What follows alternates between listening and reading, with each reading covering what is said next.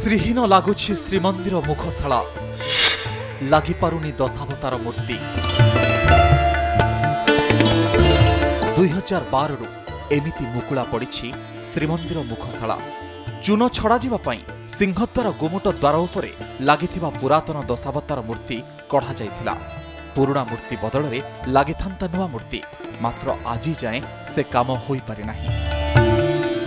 दशावतार नाहंती तेणु यहाँ गोटे असंपूर्ण भाया लगुच निहाती भाव में आम भक्त मानकर जो आवेग ये आवेग दूर करने निमंते ओडिशा सरकार पर्यटनवान हवा दरकार निहाती आवश्यक। 3 मास भीतर काम सरीगला आर्कियोलॉजी डिपार्टमेंट आसी काम तत्वावधान काम होला से फोटो भी देते दश जो चून गुड़र दशावतार फोटो देते से हिसाब से मेजरमेंट हिसाब से काम होला काम सरीगला से फाइनाल कर देगला देला किसी खबर नहीं जेहेतु सी आम फोटो देते जगन्नाथ थे से हिसाब में काम होला। अपूजा होई पड़ी रहिछंती दियो श्रद्धालुंकर भावावेग को आघात। एएसआई पक्षरु वीर हरेकृष्णपुर दक्षिण साहि निर्माण अनुष्ठान को मूर्ति तैयारी पई कुहा जाइथिला। एथिपई 35,000 टंका चुक्ति भी होइथिला।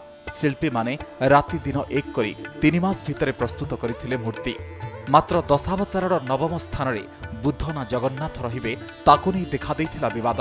आउ एहा परे निज स्थान को फेरी नाहंती ठाकुर।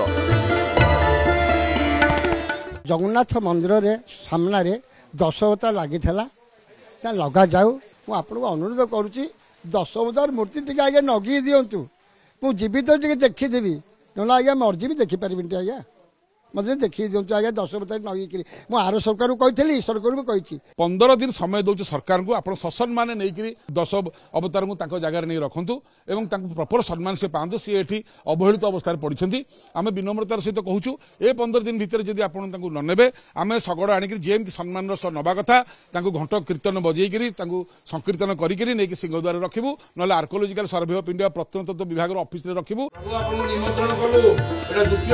लक्ष लक्ष श्रद्धालुंक भावावेग सहित जड़ित दशावतार मूर्ति तुरंत स्थापन करने को विभिन्न महलरू दाबी जोर धरिछि।